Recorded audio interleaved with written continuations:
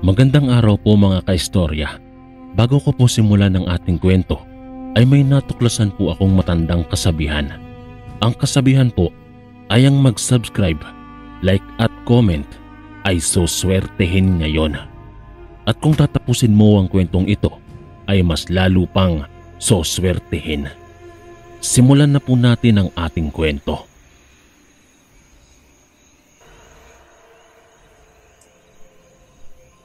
Mapagpalang araw po Kuya Chris at sa lahat ng inyong tagapakinig. Ibabahagi ko lang po ang aking karanasan sa mga hindi pangkaraniwang mga nilalang dito sa mundo, tulad na lang ng aswang. Nangyari ito noong ako'y binata pa lang sa aming lugar. Matagal ng panahon ang nakalilipas. Ako si Nilo, isang katamtamang binata ng aming baryo noon sa Negros Occidental.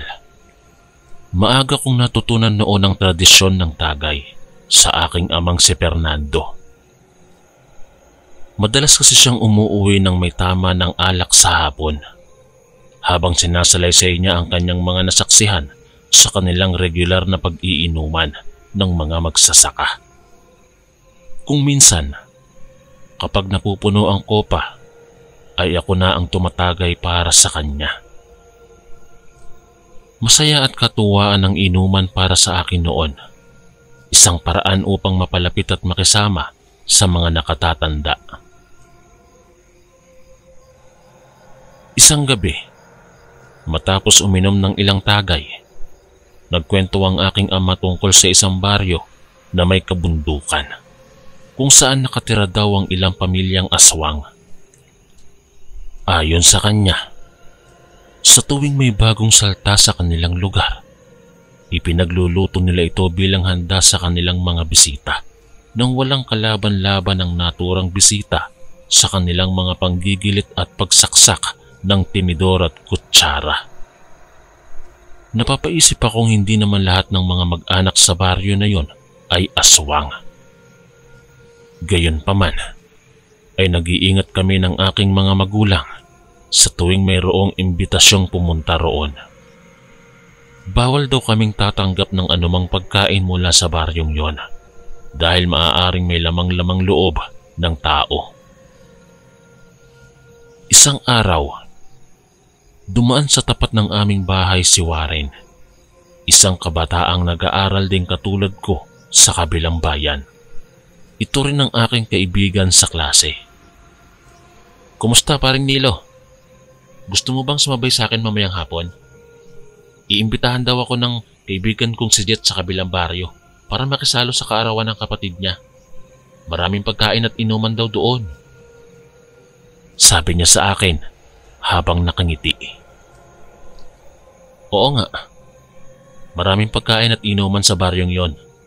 Subalit alam mo bang pinaghihinalaang marami ring pamilyang aswang doon? Sagot ko sa kanya. Natawa si Warren sa mga ipinagsasabi ko. "Sus, Nilo, naniniwala ka naman sa ganyang katang-isip. Kasama mo naman ako. Wala kang dapat ikatakot," giit niya. Napaisip ako. Oo nga naman. Tama si Warren. Pwede kaming mag-ingat at magbantay sa isa't isa kung sakaling magkaroon ng hindi magandang pangyayari. Bukod pa roon, napakatagal ko nang hindi nakakalabas sa aming baryo. Maaari itong maging pagkakataon para makita ko rin ang buhay sa mga karatig bayan.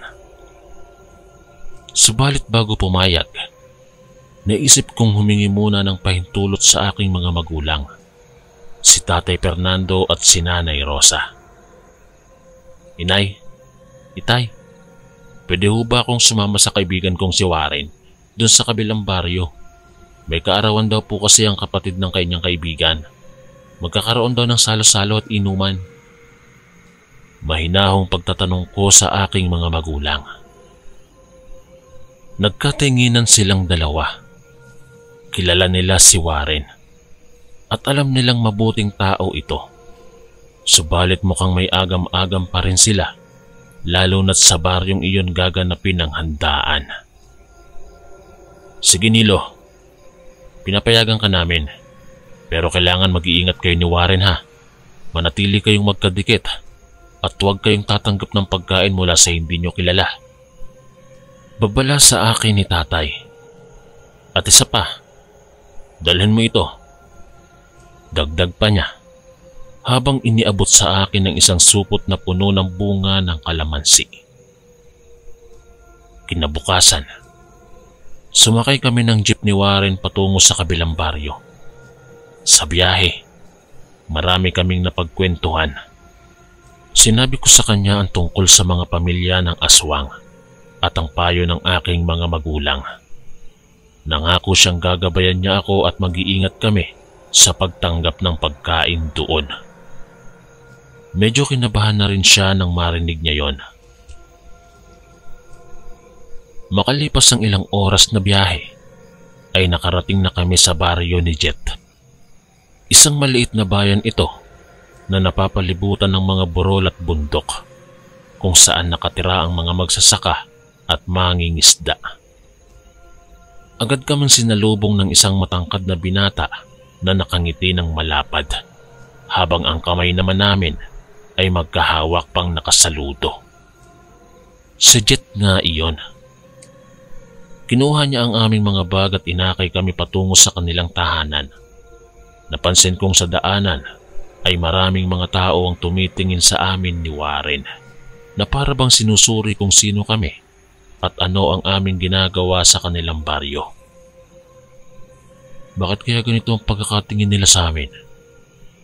May agam-agam na namang sumagi sa aking isipan. Subalit naputol ang aking pag-iisip nang makarating kami sa tahanan ni Jet. Isang maliit ngunit masining na bahay na yari sa kahoy at sawali na may magandang hardin na puno ng iba't ibang klase ng gulay at prutas. Sa loob nito ay may nakahandang pagkain para sa kaarawan. Adobo, sinigang na baboy, fried chicken, imbutido, lumpia, pansit at iba pang putahe na bihira kong makita sa aming baryo. Napangiti ako nang makitang masaya ang pamilya at mga bisita ni Jet. Amoy na amoy ko pa ang mabango nilang handa na pagkain. Subalit biglang naalala ko ang mga babala ng aking mga magulang tungkol sa pagtanggap ng pagkain mula sa hindi kilala sa nasabing baryo. Umupo kami sa pagkainan kasama si Jet at ang kanyang mga panauhin. Nagpaalam saglit sa amin si Jet upang asikasuhin ang ibang bisita. Samantala, tinititigan ko lang ang mga pagkaing nasa harapan namin. Nagpipigil kumain. Bakit hindi ka kumakain, Nilo? Tanong sa akin ni Warren habang abala itong kumakain ng fried chicken at sinigang na baboy. Ang sarap, promise. Warren, natatandaan mo ba ang sinabi sa atin ng mga magulang ko tungkol sa pagtanggap ng pagkain dito? Mahinahong sagot ko. Oo nga pala. Biglang naalala ni Warren. Ngumiti siya at idinugtong ito. Pero mukhang mababait naman sila at masarap talaga itong lutong bahay. Tinignan kong muli ang mga pagkain. Napakasarap nilang tignan at amoy na amoy ko pa ang bango ng mga ito. Pero naalala ko bigla ang mga kwento ng aking ama tungkol sa mga aswang na marunong magluto ng napakasarap na pagkain gamit ang lamang loob ng tao. Kaya tinawag ko si Jet nang bumalik ito. Jet, salamat sa pagkain. Pero busog pa kami ni Warren. Maaari bang humingi na lang ng tubig? Sige, sandali lang ah. Sagot nito. Lumapit siya sa isang mesa kung saan may mga bote ng soft drinks at juice. Inabutan niya kami ng malamig na tubig. Salamat, tugon ko. Maya-maya ay nagpaalam muli si Jet dahil may bibisitahin lang daw siyang iba pang panauhin. Nang makaalis si Jet, Agad akong kumuha ng supot ng kalamansi na ibinigay sa akin ng aking ama. Itinago ko ito sa ilalim ng lamesa para hindi makita ni Jet pag bumalik ito. "Tignan mo ito, Warren," sabi ko. Inilabas ko ang mga bunga ng kalamansi. "Wow, kalamansi. Anong gagawin mo dyan?" tanong ni Warren. "Alam ng aking mga magulang na delikado tayo rito, kaya ibinigay nila sa akin ito. Sabi ni tatay, kapag nilagyan ng kalamansi ang pagkain, lilitaw daw ang tunay na anyo nito kung sakaling gawa ito sa masamang paraan. Subukan natin." Dahan-dahang kinuha ko ang plato ng adobo at piniga ko roon ang 3 pirasong kalamansi. Sandali lang ang nakalipas nang bigla na lang nagbago ang amoy ng adobo. Halos mabahuan ako sa napakahapding ammonia smell nito.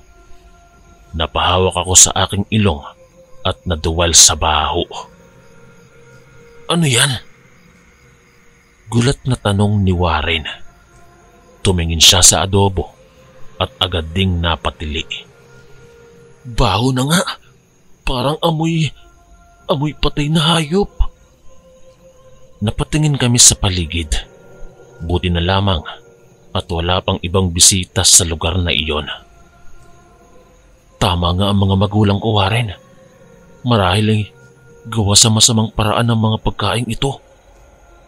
Wika ko habang nanginginig. Bigla kaming napatingin sa pintuan nang may pumasok. Si Jet iyon. May dalang mga bote ng alak. "Kumusta mga pare? Okay lang ba kayo dyan?" bati niya sa amin. Subalit maya-maya pa ay napansin ni Jet na para bang may kakaibang amoy sa paligid. Agad niyang tinignan ng adobo sa mesa. "Hey nako mga pare, alam niyo bang kamag-anak ko ang gumawa ng mga pagkain yan?" wika ni Jet. "Mga aswang ang mga yan. At ikaw, Nilo, mukhang alam mo ang ginagawa mo ah. Buti na lang at nag-iingat kayo." Nagulat kami ni Warren sa sinabi niya. Hindi namin inaasahan na alam pala ni Jet ang tungkol doon. Akala namin magagalit siya. Ngumiti si Jet. "Huwag kayong mag-alala mga pare.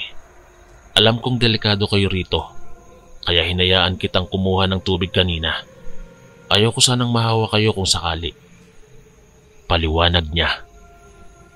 "Salamat Jet," tugon ko. "Pasensya na kung nagawa namin to sa handa nyo." "Okay lang yun, Nilo," sagot niya. "Mas importante na ligtas kayo ni Warren," dagdag pa niya. Maya-maya pa ay dumating ang iba pang mga bisita para sa inuman. Kahit nag-aalangan kami, napilitan pa rin kaming sumali nang hikayatin kami nila Jet. Ipinagpatuloy namin ang aming kwentuhan habang umiinom ng alak. Sa kalagitnaan ng aming inuman, napansin kong tanging si Jet lang ang hindi umiinom ng marami. Tila ba pinipigilan niya ang kanyang sarili o baka na may tinatago siyang lihim na hindi niya gustong maungkat ng alak. Nang gabihin na ay medyo nalasing na ang iba naming kasama. Si Warren ay tulog na rin sa hapagkainan. Samantala, nanatiling nakatitig lang sa akin si Jet na tila ba may gustong sabihin. Maya-maya ay nagpaalam ito upang pumunta sa banyo. Sa pagkakataong iyon, dali-daling kinuha ko ang supot ng kalamansi at ipinahid ang katas nito sa bibig ng baso ng alak ni Jet, pati na rin sa lugar kung saan siya kumuha ng inumin. Pagbalik ni Jet, ay agad niyang nalasahan ang pagbabago sa alak niya. Napatingin siya sa akin ng masama. "Ano bang nangyari dito, ha Nilo?" giit ni Jet. "Anong inihalo mo sa alak ko? Bakit nagbago ang lasa?" Nanginginig kong sinagot si Jet. Pasensya na Jet. Gusto ko lang malaman ng Totoo. Napatitig lang sa akin si Jet matapos kong sabihin gusto ko lamang malaman ang totoo. Mukha siyang galit dahil sa aking ginawa, pero maya-maya ay ngumiti siya. Sige, halika muna tayo saglit sa loob ng bahay. May kailangan tayong pag-usapan. Anyaya niya sa akin. Napatingin ako kay Warren na tulog pa rin, bunsod ng kalasingan. Pero sumunod na rin ako kay Jet papunta sa kanilang tahanan. Nang makapasok kami sa loob, ay dumiretso si Jet sa kusina. Inalok niya ako ng tubig at umupo kami sa lamesa para makapag-usap. Alam mo, Nilo, hindi na dapat kita sisisihin pa. Ginawa mo lang naman ang nararapat bilang proteksyon sa inyong dalawa ni Warren, sabi ni Jet. Pero sana naintindihan mo rin na hindi lahat ng tao rito ay masama. Marami ring mabubuting pamilya sa amin, maliban lang talaga sa ilan. Tumango ako bilang pagpayag.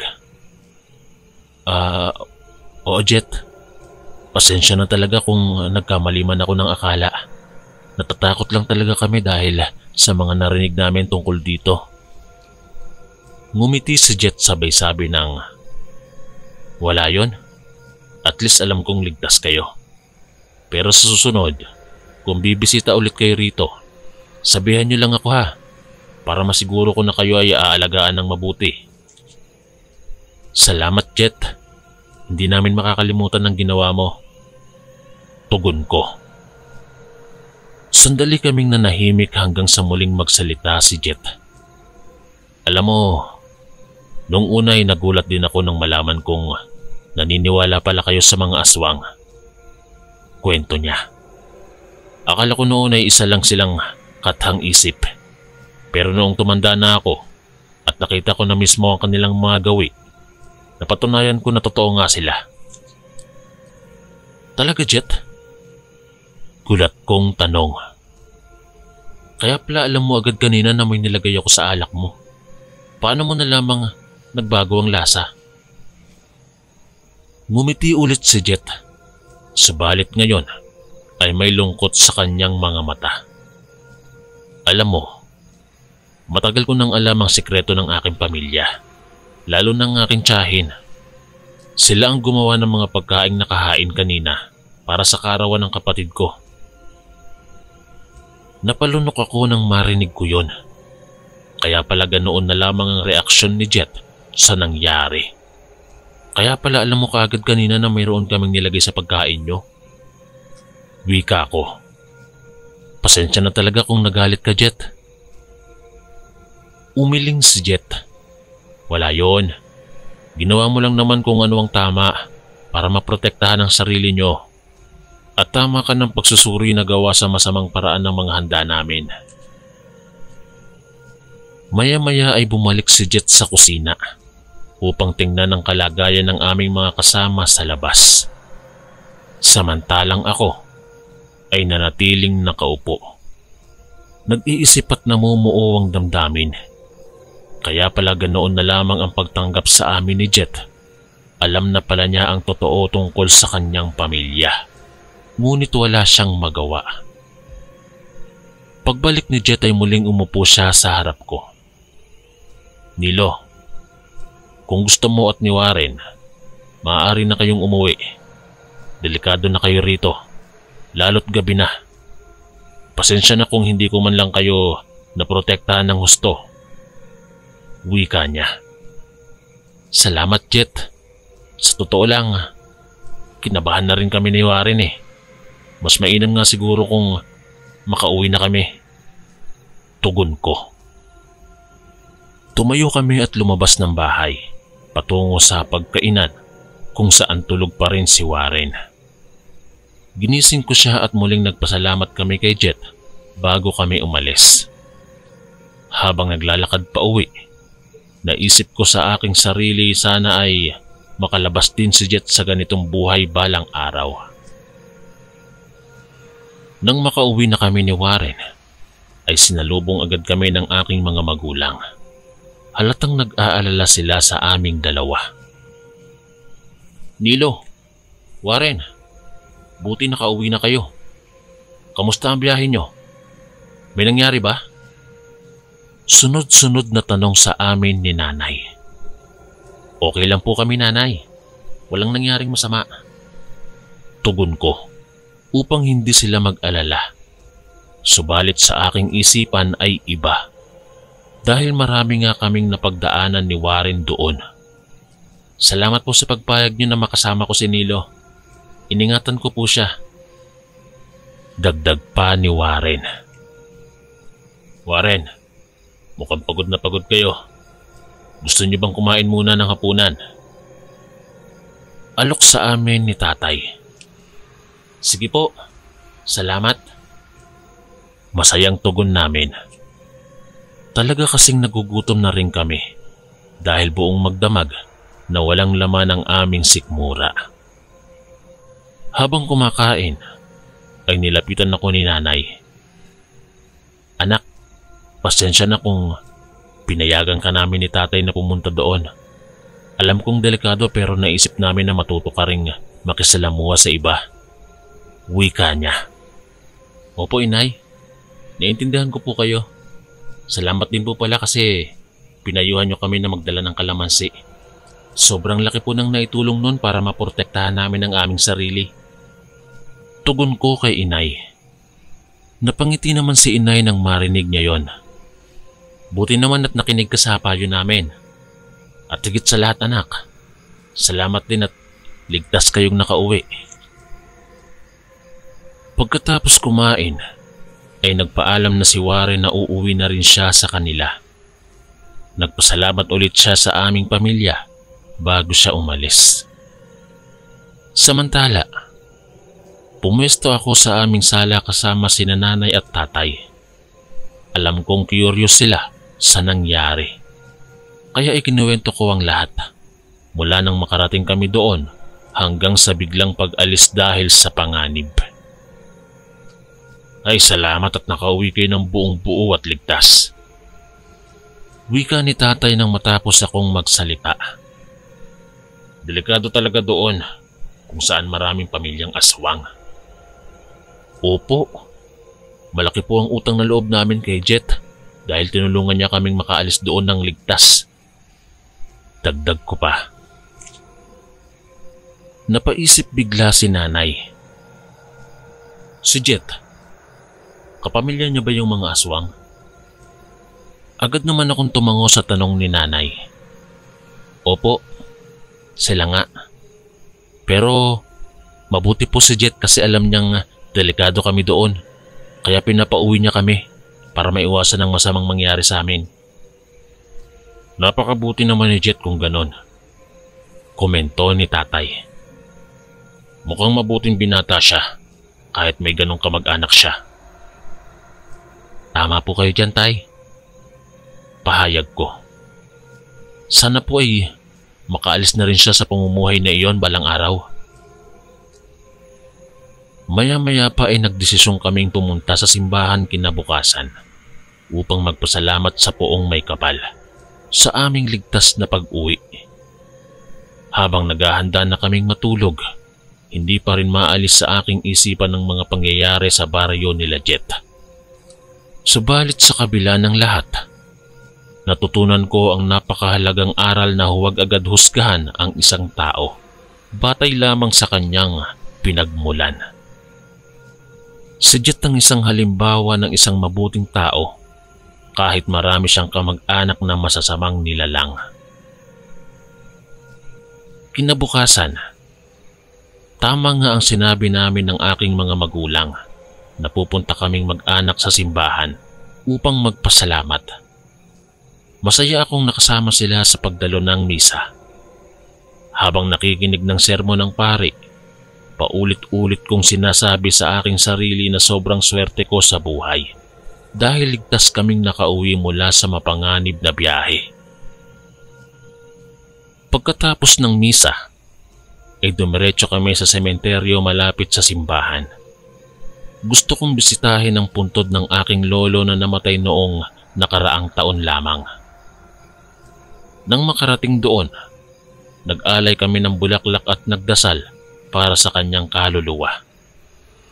Habang nakatayo doon, biglang may tumawag sa pangalan ko. "Nilo, kamusta?" Bati sa akin ng isang pamilyar na boses. Napalingon ako at nakitang papalapit si Warren kasama ang kanyang mga magulang. Kumuha din sila ng mga bulaklak upang ipagdasal ang kaluluwa ng kanilang mga yumaong mahal sa buhay. "Kumusta kayo? Buti nakauwi kayo ng ligtas kahapon." Bati sa amin ni Aling Linda, ang ina ni Warren. "Opo, salamat po. Swerte naming nakauwi ng buong buo." Tugon ko. "Ingat lagi ha. Delikado talaga ang mga lugar na maraming aswang." Dugtong nababala ni Mang Joey, ang ama ni Warren. Pagkatapos magdasal ay sabay-sabay kaming nagtungo sa labas ng sementeryo. Napagdesisyonan naming sabay na ring kumain ng agahan sa bayan. Habang kumakain, ikinuwento ulit namin ang nangyari kina Warren. Halos magkasing reaksyon sila ng aking mga magulang. Nag-aalala pero nagpapasalamat din na ligtas kaming nakauwi. "Nakakatakot naman pala talaga doon ah," wika ni Aling Linda. "Mabuti na lang at may mabuting Samaritano kayong nakasama." "Opo, si Jet po," sagot ko. "Kahit kamag-anak siya ng mga aswang, tinulungan pa rin niya kaming makaalis doon ng ligtas." "Mabuti naman kung ganon. Maswerte kayo at nakilala niyo siya. Hindi lahat ng tao katulad niya." Komento naman ni Mang Joey. Tama nga naman ang sinasabi ng magulang ni Warren. Napakaswerte naming nakasama namin si Jet na kahit ano pa man ang pinagmulan ay tinuring niya kaming mga bisita bilang kanyang pananagutan.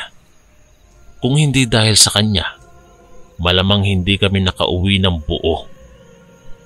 Pagkatapos kumain ay nagpaalam na kami sa mag-anak ni Warren. Sabay naming tinahak ang daan pa uwi, patungo sa aming baryo. Habang naglalakad, maraming bagay ang tumatakbo sa aking isipan. Noon, akala ko'y puro masasamang nilalang lang ang matatagpuan ko sa biyaheng iyon patungo sa hindi pamilyar na lugar. Subalit hindi pala ganun kasimpleng hatol ang dapat gawin. May mabubuting tao, may masasamang tao. Minsan, nasa pagitan lang ang ilan. Tulad ni Jet, inako ang kanyang pinagmulan, ngunit nagpasya pa ring tumulong sa amin. Sa experience kong ito, lalo kong ang natutunang huwag maging mapanghusga. Ang tanging nararapat ay alamin ang buong kwento ng isang tao. At hindi batayan ng pagtingin dito sa kung ano ang kanyang kinabibilangang pamilya o lipunan. Hanggang dito na lang po, Kuya Chris. Maraming salamat po. Ang inyong kaistorya, Nilo. Maraming salamat po mga kaistorya sa pakikinig. At kita-kits po ulit bukas para sa isa na namang nakakatakot na kwento. Ito po si Kuya Chris, ang inyong kaistorya. God bless po at ingat po lagi.